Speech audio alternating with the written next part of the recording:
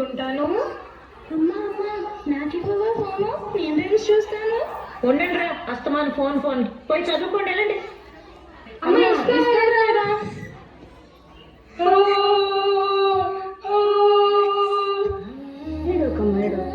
మరి తప్పు కదా, అమ్మలా ఎదిరించచ్చా? అమ్మ చెప్పేది కూడా మీ మంచి కోసమే కదా. అమ్మ నాన్న దేవుడితో సమానం. మరి వెళ్ళండి, వీళ్ళమ్మ సారీ చెప్పండి.